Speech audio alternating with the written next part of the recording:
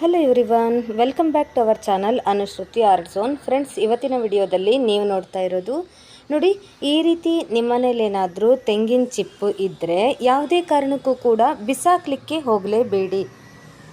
ಈ ತೆಂಗಿನ ಚಿಪ್ಪಿಂದ ತುಂಬಾ ಉಪಯೋಗ ಇದೆ. ಈಗ ಆಲ್ರೆಡಿ ನಮ್ಮ ಚಾನಲ್ನಲ್ಲಿ ತೆಂಗಿನ ಚಿಪ್ಪನ್ನು ಉಪಯೋಗ ಮಾಡಿಕೊಂಡು ನಾವು ಯಾವ ರೀತಿ ಮರುಬಳಕೆ ಅದನ್ನು ಮಾಡಬಹುದು ಅನ್ನೋದನ್ನು ನಾವು ಈಗ ಆಲ್ರೆಡಿ ತುಂಬ ವಿಡಿಯೋಸನ್ನ ಮಾಡಿದ್ದೀವಿ. ಯಾರು ನೋಡಿಲ್ವೋ ಒಮ್ಮೆ ನಮ್ಮ ಚಾನಲ್ನ ಪ್ಲೇ ಲಿಸ್ಟಲ್ಲಿ ಚೆಕ್ ಮಾಡಿ. ಹಾಗೆಯೇ ನೋಡಿ, ಇಲ್ಲಿ ತೆಂಗಿನ ಚಿಪ್ಪಿನ ಈ ಜುಟ್ಟಿರುತ್ತಲ್ವ, ಇದನ್ನು ನೀವು ಹೀಗೆ ತೆಕ್ಕೊಳ್ಳಿ.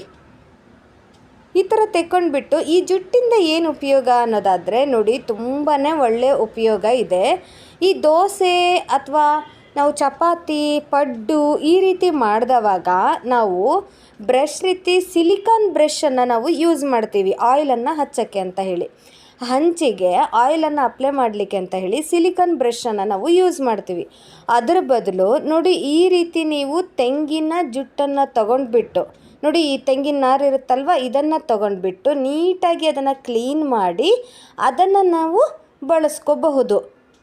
ಹೆಲ್ತಿಗೂ ತುಂಬ ಒಳ್ಳೆಯದು. ಹೆಲ್ತಿಗೆ ಯಾವುದೇ ರೀತಿಯ ಕೂಡ ಹಾನಿ ಕೂಡ ಆಗೋದಿಲ್ಲ. ನಾವು ಈಗ ಪ್ಲಾಸ್ಟಿಕ್ ಬ್ರಷ್ಗಳನ್ನು ಅಥವಾ ಈ ಸಿಲಿಕಾನ್ ಬ್ರಷ್ಗಳನ್ನು ಅವುಗಳನ್ನು ನಾವು ಬಿಸಿ ಹಂಚಿನ ಮೇಲೆ ಹಾಕಿ ಅದರಿಂದ ನಾವು ಎಣ್ಣೆನ ಅಪ್ಲೈ ಮಾಡೋದ್ರಿಂದ, ಹಂಚಿಗೆ ಪೂರ್ತಿ ನಾವು ಅಪ್ಲೈ ಮಾಡೋದ್ರಿಂದ, ಹಚ್ಚೋದ್ರಿಂದ ನಮ್ಮ ಹೆಲ್ತ್ ತುಂಬ ಹಾಳಾಗುತ್ತೆ. ಅದೇ ನೀವು ಈ ರೀತಿ ಬ್ರಷ್ಗಳನ್ನು ತಯಾರು ಮಾಡಿಕೊಂಡು, ಈ ತೆಂಗಿನ ಜುಟ್ಟನ್ನು ತಯಾರು ಮಾಡಿಕೊಂಡು ಅದರಿಂದ ನೀವು ಎಣ್ಣೆನ ಹಚ್ಕೊಂಡ್ರೆ ನಿಮ್ಮ ಹೆಲ್ತು ಏನೂ ಕೂಡ ಹಾಳಾಗೋದಿಲ್ಲ. ನೋಡಿ, ಈ ರೀತಿ ನಾರನ್ನು ತೆಗೆದು ಅದನ್ನು ನೀಟಾಗಿ ಅದನ್ನು ಫಸ್ಟು ಬ್ರಷ್ ಮಾಡಿ, ಬ್ರಷ್ ಮಾಡಿಕೊಂಡು ನಂತರ ಒಂದು ನೋಡಿ ಹೀಗೆ ಆ ತೆಂಗಿನ ನಾರು ಮೇಲೆ ಕೆಳಗೆ ಇದ್ದರೆ ಚೆನ್ನಾಗಾಗೋದಿಲ್ಲ ಅಲ್ವಾ. ಸೊ ಹಾಗಾಗಿ ನೀವೇನು ಮಾಡಬೇಕು, ಒಂದು ಕತ್ತರಿಯ ಸಹಾಯದಿಂದ ನೀಟಾಗಿ ಅದನ್ನು ನೋಡಿ ಈ ರೀತಿ ನಾನು ವಿಡಿಯೋದಲ್ಲಿ ತೋರಿಸಿರುವಂತೆ ಇಕ್ವಲಾಗಿ ಅದನ್ನು ಕಟ್ ಮಾಡ್ಕೊಳ್ಬೇಕು. ಆವಾಗ ನಿಮಗೆ ಬ್ರಷ್ ರೀತಿ ಮಾಡಲಿಕ್ಕೆ ತುಂಬಾ ಅನುಕೂಲ ಆಗುತ್ತೆ. ನಂತರ ನೋಡಿ, ನಾನಿಲ್ಲಿ ಒಂದು ಕರಿಬೇವಿನ ಕಡ್ಡಿನ ತೊಗೊಂಡಿದ್ದೀನಿ. ಕರಿಬೇವೆಲ್ಲ ತೊಗೊಂಡವಾಗ ಒಂದು ದಪ್ಪ ಕಡ್ಡಿ ಥರ ಇರುತ್ತಲ್ವ, ಅದನ್ನು ನಾನು ಎತ್ತಿಟ್ಕೊಂಡಿದ್ದೆ. ಸೊ ಅದಕ್ಕೆ ನಾನು ನೋಡಿ, ಈ ತೆಂಗಿನ ನಾರನ್ನು, ತೆಂಗಿನ ಜುಟ್ಟು ಏನು ಇರುತ್ತಲ್ವ, ಅದನ್ನು ನಾನೀಗ ಒಂದು ದಾರದ ಸಹಾಯದಿಂದ ಪೂರ್ತಿಯಾಗಿ ಇದನ್ನು ಕಟ್ಟಿಕೊಡ್ತಾ ಇದ್ದೀನಿ. ನೋಡಿ, ಇದು ರೆಡಿ ಆಯಿತು. ಈಗ ನೋಡಿ ಎಷ್ಟು ಚೆನ್ನಾಗಿರುವಂತಹ ಬ್ರಷ್ ರೆಡಿ ಆಯಿತು ಅಂತ ಹೇಳಿ. ನೀವು ದೋಸೆ ಮಾಡಿದವಾಗ, ಚಪಾತಿ ಮಾಡಿದವಾಗ ಅದಕ್ಕೆ ನೀವು ಆಯಿಲನ್ನು ಹಚ್ಚಬೇಕಾದ್ರೆ ನೋಡಿ, ಈ ರೀತಿ ಬ್ರಷ್ಗಳನ್ನು ಮಾಡಿಬಿಟ್ಟು ನೀವು ಯೂಸ್ ಮಾಡ್ಕೋಬಹುದು. ಪ್ಲಾಸ್ಟಿಕ್ ಬ್ರಷ್ಗಳನ್ನಾಗಲಿ ಅಥವಾ ಸಿಲಿಕಾನ್ ಬ್ರಷ್ಗಳನ್ನಾಗಲಿ ನಾವು ಅಂಗಡಿಯಿಂದ ತಂದು ಯೂಸ್ ಮಾಡೋ ಬದಲು ನೋಡಿ ಈ ರೀತಿ ನಾವು ಯೂಸ್ ಮಾಡ್ಬೋದು. ಹಾಗೆಯೇ ಬರೀ ಹಾಗೆ ತೆಂಗಿನ ನಾರನ್ನು ತೊಗೊಂಡ್ಬಿಟ್ಟು ಹಾಗೆ ಹಚ್ಚೋದಕ್ಕಿಂತ ನಾವು ಆ ರೀತಿ ರೆಡಿ ಮಾಡಿಕೊಂಡ್ರೆ ತುಂಬಾ ಚೆನ್ನಾಗಿರುತ್ತೆ. ನಂತರ ನೋಡಿ, ಈ ರೀತಿ ಉಳಿದಿರುವಂಥ ಈ ತೆಂಗಿನ ನಾರನ್ನು ತೊಗೊಂಡ್ಬಿಟ್ಟು ನೀವು ಪಾತ್ರೆ ತೊಳಿಲಿಕ್ಕೆ ಬ್ರಷ್ ಆಗಿ ಕೂಡ ನೀವು ಯೂಸ್ ಮಾಡ್ಕೋಬೋದು. ನಿಮಗೆ ನೆನಪಿರ್ಬೋದು, ಹಿಂದಿನ ಕಾಲದಲ್ಲಿ ಕೂಡ ಇದೇ ರೀತಿ ಬ್ರಷನ್ನು ಯೂಸ್ ಮಾಡ್ದೇ ನೋಡಿ ಈ ರೀತಿ ತೆಂಗಿನ ನಾರಿಂದ ನಾವು ಪಾತ್ರೆನ ತೊಳಿತಿದ್ವಿ. ಆವಾಗ ಎಷ್ಟು ನೀಟಾಗಿ ಕ್ಲೀನ್ ಆಗ್ತಿತ್ತು ಅಂತ ಹೇಳಿ. ಎಲ್ಲ ಕಲೆಗಳು ಕೂಡ ನೀಟಾಗಿ ಹೋಗಿಬಿಡುತ್ತೆ. ನಾವು ಪಾತ್ರೆ ತೊಳಿಲಿಕ್ಕೆ ಈ ರೀತಿ ಬ್ರಷ್ ರೀತಿ ಇದನ್ನು ನಾವು ಯೂಸ್ ಮಾಡ್ಕೋಬಹುದು. ನೋಡಿ, ನಂತರ ಏನಂದರೆ, ಈ ರೀತಿ ನಿಮ್ಮ ಮನೆಯಲ್ಲಿ ಸ್ವೀಟ್ ಬಾಕ್ಸ್ಗಳೇನಾದರೂ ಇದ್ದರೆ ಆ ಸ್ವೀಟ್ ಬಾಕ್ಸ್ಗಳನ್ನು ಖಾಲಿ ಆದಮೇಲೆ ಬಿಸಾಕಲಿಕ್ಕೆ ಹೋಗಬೇಡಿ. ಅದರಿಂದ ಕೂಡ ನಿಮಗೆ ಉಪಯೋಗ ತಿಳಿಸ್ತಾ ಇದ್ದೀನಿ. ನೋಡಿ, ಈ ರೀತಿ ಸ್ವೀಟ್ ಬಾಕ್ಸ್ಗಳನ್ನು ನಾವೇನು ಮಾಡ್ತೀವಿ, ಖಾಲಿ ಆದ ತಕ್ಷಣ ಬಿಸಾಕಿಬಿಡ್ತೀವಿ. ಸೊ ಬಿಸಾಕುವ ಬದಲು ನಾವು ಎಣ್ಣೆ ಡಬ್ಬಗಳನ್ನು ಇಡಲಿಕ್ಕೆ, ಎಣ್ಣೆ ಸ್ವಲ್ಪದಾಗಿ ನಾವು ಒಂದು ಸಣ್ಣ ಗಿಂಡಿಯಲ್ಲಿ ತೆಕ್ಕೊಂಡಿರ್ತೀವಲ್ವ, ಆ ಗಿಂಡಿಗಳನ್ನು, ಎಣ್ಣೆ ಗಿಂಡಿಗಳನ್ನು ಇದರಲ್ಲಿ ಇಡಲಿಕ್ಕೆ ನಾವು ಬಳಸಬಹುದು. ನೋಡಿ, ಈ ರೀತಿ ಬಾಕ್ಸ್ಗಳನ್ನು ನಾವು ನೋಡಿ ಈ ರೀತಿ ಎಣ್ಣೆ ಬಾಕ್ಸ್ಗಳನ್ನು ಇಡಲಿಕ್ಕೆ ನಾವು ಬಳಸಬಹುದು. ಅದು ಎಣ್ಣೆ ಆದಮೇಲೆ ನಾವು ಇದನ್ನು ಬಿಸಾಕಲಿಕ್ಕೆ ಆಗುತ್ತೆ. ನೋಡಿ, ಈ ರೀತಿ ಆವಾಗ ಸ್ಲ್ಯಾಬ್ ಕೂಡ ನಿಮಗೆ ಎಣ್ಣೆ ಆಗೋದಿಲ್ಲ, ನೀಟಾಗಿ ನಿಮಗೆ ಕಾಣಿಸುತ್ತೆ. ಹಾಗೆ ಜಾಸ್ತಿ ಉಜ್ಜಿ ನೀವು ಕ್ಲೀನ್ ಮಾಡೋ ಅವಶ್ಯಕತೆ ಕೂಡ ಇರೋದಿಲ್ಲ. ಈ ರೀತಿ ಬಾಕ್ಸ್ಗಳನ್ನು ನೀವು ಸ್ವಲ್ಪ ದಿನ ಇದನ್ನು ಬಳಸಿಬಿಟ್ಟು ನಂತರ ಮತ್ತೊಂದು ಬಾಕ್ಸ್ಗಳನ್ನು ಹೀಗೆ ಇಡಬಹುದು.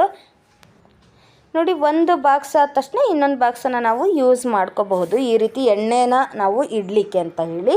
ನಂತರ ನಾವು ಉಪ್ಪು ಹಾಕಿಟ್ಟಿರ್ತೀವಲ್ವ, ಆ ಡಬ್ಬಿಯಲ್ಲಿ ನೋಡಿ ಈ ರೀತಿ ಸ್ಟೀಲಿನ ಸ್ಪೂನನ್ನು ನಾವು ಹಾಕಿ ಇಟ್ಟರೆ ಸ್ವಲ್ಪ ನೀರು ಹೊಡೆಯೋ ಚಾನ್ಸಸ್ ಇರುತ್ತೆ, ಉಪ್ಪೆಲ್ಲ ನೀರಾಗೋ ಚಾನ್ಸಸ್ ಇರುತ್ತೆ. ಸೊ ಹಾಗಾಗಿ ನೀವೇನು ಮಾಡಬೇಕು, ಈ ರೀತಿ ಮರದ ಸ್ಪೂನ್ ಇರುತ್ತಲ್ವ, ಆ ಮರದ ಸ್ಪೂನನ್ನು ಉಪ್ಪಿನ ಡಬ್ಬಿಯಲ್ಲಿ ನೀವು ಹಾಕಿಡಬಹುದು. ಇದರಿಂದ ಉಪ್ಪು ನೀರು ಹೊಡೆಯೋದಿಲ್ಲ, ನೀಟಾಗಿ ನೋಡಿ ಇದೇ ರೀತಿಯೇ ಇರುತ್ತೆ, ನೋಡಿ ಹೀಗೆ ನೀಟಾಗಿ ಇರುತ್ತೆ. ಸೊ ಹಾಗಾಗಿ ನೀವು ಈ ರೀತಿ ಮರದ ಸ್ಪೂನನ್ನು ಉಪ್ಪಲ್ಲಿ ಹಾಕಿಡಲಿಕ್ಕೆ ನೀವು ಬಳಸಬಹುದು.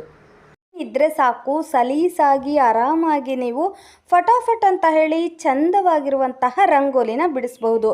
ನೋಡಿ, ಕೆಲವರಿಗೆ ಪೆನ್ನಲ್ಲಿ ರಂಗೋಲಿನ ಬಿಡಿಸ್ಲಿಕ್ಕೆ ಬರುತ್ತೆ, ಆದರೆ ರಂಗೋಲಿ ಪುಡಿನ ಯೂಸ್ ಮಾಡಿಕೊಂಡು ಹಾಕಲಿಕ್ಕೆ ಬರೋದಿಲ್ಲ. ಕೈಯಲ್ಲಿ ಹಾಗೆ ರಂಗೋಲಿ ಹಾಕಲಿಕ್ಕೆ ಕೆಲವರು ಕಷ್ಟಪಡ್ತಾರೆ. ಅಂಥವ್ರಿಗೆ ಈ ವಿಡಿಯೋ ಅಂತೂ ತುಂಬಾ ಹೇಳಿ ಮಾಡಿಸಿರೋದು ಅಂತ ಹೇಳ್ಬಹುದು. ನೋಡಿ, ಒಂದು ಪೆನ್ ಇದ್ದರೆ ಸಾಕು, ಅದರಿಂದ ಎಷ್ಟು ಸಲೀಸಾಗಿ ನಾವು ಫಟಾಫಟ್ ಅಂತ ಹೇಳಿ ನಮಗೆ ಬೇಕಾದ ಡಿಸೈನಲ್ಲಿ ನಾವು ರಂಗೋಲಿನ ಹಾಕೋಬಹುದು. ಅದಕ್ಕಾಗಿ ನಾನೇನು ಮಾಡ್ತಾ ಇದ್ದೀನಿ, ಇಲ್ಲಿ ಪೆನ್ನಿನ ರಿಫಿಲನ್ನು ತೆಗೆದುಬಿಟ್ಟು ನೋಡಿ, ಇದಿಷ್ಟೇ ಇದ್ದರೆ ಸಾಕು, ನಮಗೆ ಪೆನ್ನಿನ ರಿಫಿಲ್ ಬೇಡ. ನೋಡಿ, ಹೀಗೆ ಖಾಲಿ ಪೆನ್ ಇದ್ದರೆ ನೀವು ಯೂಸ್ ಮಾಡ್ಬೋದು. ನಾನು ನಿಮಗೆ ತೋರಿಸ್ಲಿಕ್ಕೆ ಅಂತ ಹೇಳಿ ಇಲ್ಲಿ ನೋಡಿ ಪೆನ್ನಿನ ರಿಫಿಲನ್ನು ತೆಗೆದಿದ್ದೀನಿ. ನೋಡಿ, ಈ ಖಾಲಿ ಪೆನ್ನನ್ನು ಏನು ಮಾಡ್ಬೋದು, ಏನಿದು ರಿಫಿಲ್ ಇಲ್ಲ ಏನೂ ಇಲ್ಲ, ಹೇಗೆ ಇದರಿಂದ ನಾವು ರಂಗೋಲಿ ಬಿಡಿಸಬಹುದು ಅಂತ ಹೇಳ್ತಿದ್ದೀರಾ? ವೇಟ್ ಎಲ್ಲೂ ಕೂಡ ಸ್ಕಿಪ್ ಮಾಡ್ದೇ ಕೊನೆವರೆಗೂ ನೋಡಿ, ಆಗ ನಿಮಗೆ ತಿಳಿಯುತ್ತೆ. ತುಂಬಾ ಯೂಸ್ ಆಗುತ್ತೆ. ರಂಗೋಲಿ ಬರದೇ ಇರೋರು ಕೂಡ ಆರಾಮಾಗಿ ರಂಗೋಲಿನ ಹಾಕಿ ಬಿಡ್ಬೋದು. ನೋಡಿ, ಅದಕ್ಕಾಗಿ ನಾವಿಲ್ಲಿ ತೊಗೊಂಡಿರೋದು ಒಂದು ರಿಫಿಲ್ ಇಲ್ಲದೆ ಇರುವಂತಹ ಖಾಲಿ ಪೆನ್ನು. ಈ ಪೆನ್ನಿಗೆ ನೀವೇನು ಮಾಡಬೇಕು, ಈಗ ರಂಗೋಲಿ ಪುಡಿನ ಇದಕ್ಕೆ ಹಾಕೋಬೇಕು. ನೋಡಿ, ರಂಗೋಲಿ ಪುಡಿನ ಹಾಕಲಿಕ್ಕೆ ಕೆಳಗಡೆ ಒಂದು ತಟ್ಟೆನ ಇಟ್ಕೊಂಡಿದ್ದೀನಿ, ಚೆಲ್ಲಬಾರ್ದಲ್ವ, ಹಾಗಾಗಿ ಒಂದು ತಟ್ಟೆನ ಇಟ್ಕೊಂಡ್ಬಿಟ್ಟು ನಂತರ ಈ ಪೆನ್ನಿಗೆ ನೀವು ರಂಗೋಲಿ ಪುಡಿನ ತುಂಬಿಸ್ಕೊಳ್ಳಿ. ಪೂರ್ತಿ ಅದ ಪೆನ್ನಿಗೆ ನೀವು ಹೀಗೆ ರಂಗೋಲಿ ಪುಡಿನ ತುಂಬಿಸ್ಕೊಂಡ್ರೆ ನೀವು ದೇವ್ರ ಮನೆಯಲ್ಲಿ ಆರಾಮಾಗಿ ನೀವು ರಂಗೋಲಿನ ಹಾಕ್ಬೋದು. ಹೊಸ್ತಲಿಗೆ ಹಾಕುವಷ್ಟಂತೂ ಒಂದು ಸರಿಗೆ ಆಗುತ್ತೆ. ನೋಡಿ, ಈ ರೀತಿ ಫುಲ್ ನಾನು ರಂಗೋಲಿ ಪುಡಿನ ಈ ಖಾಲಿಯಾಗಿರುವಂತಹ ಪೆನ್ನಿಗೆ ತುಂಬಿಸ್ತಾ ಇದ್ದೀನಿ. ಈ ರೀತಿ ತುಂಬಿಸಿ ಆದಮೇಲೆ ನಂತರ ಇದನ್ನು ಕ್ಲೋಸ್ ಮಾಡಿಬಿಡಿ. ಹೀಗೆ ಈ ರೀತಿ ಕ್ಲೋಸ್ ಮಾಡಿಕೊಂಡು ನೋಡಿ, ಇವಾಗ ಮ್ಯಾಜಿಕ್ ಥರ ಫಟಾಫಟ್ ಅಂತ ಹೇಳಿ ಎಷ್ಟು ಚೆನ್ನಾಗಿ ಒಂದೇ ಅಳತೆಯಲ್ಲಿ ಎಳೆಗಳು ಕೂಡ ಬರುತ್ತೆ, ಅಷ್ಟು ಚೆನ್ನಾಗಿ ರಂಗೋಲಿ ಬರುತ್ತೆ. ನೀವು ನೋಡ್ತಿರ್ಬೋದು, ನೀವು ಪೇಪರಲ್ಲಿ ಹೇಗೆ ಬರೀತೀರಲ್ವಾ ಪೆನ್ನಿಂದ ರಂಗೋಲಿನ, ಅದೇ ರೀತಿಯೇ ನೋಡಿ ಫ್ಲೋರ್ ಮೇಲೆ ನೀಟಾಗಿ ಹೀಗೆ ಬರೆದು ಬಿಡ್ಬೋದು. ನೋಡಿ, ಹೀಗೆ ಫ್ಲೋರ್ ನೋಡಿ ಒಂದೇ ಅಳತೆಯಲ್ಲೇ ಬಂದಿದೆ. ನೀವು ಪೇಪರಲ್ಲಿ ಹೇಗೆ ಬರಿತೀರಲ್ವ ಅದೇ ರೀತಿಯೇ ಆರಾಮಾಗಿ ನೀವು ಇದನ್ನು ಯೂಸ್ ಮಾಡಿಕೊಂಡು ಬರೆದು ಬಿಡ್ಬೋದು. ತುಂಬ ಚೆನ್ನಾಗಾಗತ್ತೆ. ನೋಡ್ತಿದ್ದೀರಲ್ವ ಎಷ್ಟು ಚೆನ್ನಾಗಿ ನೋಡಿ ಒಂದೇ ಅಳತೆಯಲ್ಲಿ ಹೇಗೆ ಎಳೆಗಳು ಬರ್ತಾ ಇದ್ದಾವೆ ಅಂತ ಹೇಳಿ. ನಾನಿಲ್ಲಿ ಸಿಂಪಲ್ ಆಗಿರುವಂತಹ ಡಿಸೈನನ್ನು ತೋರಿಸಿದ್ದೀನಿ. ನಿಮಗೆ ಬೇಕಾದ ಡಿಸೈನಲ್ಲಿ ನೀವು ರಂಗೋಲಿನ ಬರ್ಕೋಬಹುದು. ಬೆಳಗ್ಗೆ ಗಡಿಬಿಡಿ ಇರುತ್ತೆ, ಅಂಥ ಟೈಮಲ್ಲಿ ನಿಮಗೆ ರಂಗೋಲಿ ಹಾಕಲಿಕ್ಕೆ ಬರಲಿಲ್ಲ ಅಂತ ಹೇಳಿ ಅಲ್ಲೇ ಟೈಮ್ ವೇಸ್ಟ್ ಮಾಡಲಿಕ್ಕೆ ಆಗೋದಿಲ್ಲ ಅಲ್ವಾ. ನೋಡಿ, ಈ ರೀತಿ ಪೆನ್ನಿಗೆ ಹಾಕ್ಕೊಂಡ್ಬಿಟ್ರೆ ನೋಡಿ ಸ್ಟಾರ್ ಶೇಪಲ್ಲಿ ಎಷ್ಟು ಚೆನ್ನಾಗಾಯಿತು ಅಂತ ಹೇಳಿ. ಈ ರೀತಿ ನೀವು ದೇವ್ರ ಮನೆ ಬಾಗಿಲಿಗೆ ಅಥವಾ ಹೊಸ್ತಲಿನ ಮೇಲೆ ಅಥವಾ ಪಕ್ಕದಲ್ಲಿ ಈ ರೀತಿ ನೀವು ಆರಾಮಾಗಿ ಬರ್ಕೋಬಹುದು. ತುಂಬ ಚೆನ್ನಾಗಾಗುತ್ತೆ. ನೋಡಿ, ನಾನೀಗ ಮೇಲ್ಗಡೆ ಡಿಸೈನನ್ನು ಬರೆದಿದ್ದೀನಿ, ಕೆಳಗಡೆ ಕೂಡ ಒಂದು ಸ್ಟಾರನ್ನು ಮಾಡಿದ್ದೀನಿ. ಅಥವಾ ನೀವು ದೇವ್ರ ಮನೆಯಲ್ಲಿ ಹಾಕುವಾಗ ಓಮು, ಶ್ರೀ, ಸ್ವಸ್ತಿಕು ಇದೆಲ್ಲ ಬರೀತೀರಲ್ವ, ಕೆಲವರು ಸಲೀಸಾಗಿ ಪೆನ್ನಲ್ಲಿ ರಂಗೋಲಿ ಹಾಕಿಬಿಡ್ತಾರೆ. ಆದರೆ ಈ ರೀತಿ ರಂಗೋಲಿ ಪುಡಿನ ಯೂಸ್ ಮಾಡಿಕೊಂಡು ರಂಗೋಲಿ ಹಾಕಲಿಕ್ಕೆ ಆಗೋದಿಲ್ಲ. ಅಂಥವರು ನೋಡಿ ಹೀಗೆ ಬಳಸಬಹುದು, ತುಂಬಾ ಚೆನ್ನಾಗಾಗುತ್ತೆ. ನೀವು ನೋಡ್ತಿರ್ಬೋದು ಇವಾಗ ಎಷ್ಟು ಚೆನ್ನಾಗಿ ಸೇಮ್ ಪೆನ್ನಲ್ಲಿ ನಾವು ಹೇಗೆ ಬರಿತೀವಲ್ವ ಅದೇ ರೀತಿಯೇ ಆಯಿತು ಅಲ್ವಾ. ನೋಡಿ, ನಿಮಗೆ ಬೇಕಾದ ಡಿಸೈನಲ್ಲಿ ನೀವು ಸಲೀಸಾಗಿ ನೀವು ಹಾಕ್ಕೊಂಡು ಬಿಡಬಹುದು. ನಿಮಗೆಲ್ಲ ಈ ವಿಡಿಯೋ ಇಷ್ಟ ಆಗಿದೆ ಅಂದ್ಕೊಂಡಿದ್ದೀನಿ. ಇಷ್ಟ ಆದರೆ ಮರೀದೇ ಲೈಕ್ ಮಾಡಿ, ಹಾಗೆ ನಿಮ್ಮ ಫ್ರೆಂಡ್ಸ್ ಆ್ಯಂಡ್ ಫ್ಯಾಮಿಲಿಗೂ ಕೂಡ ಶೇರ್ ಮಾಡಿ.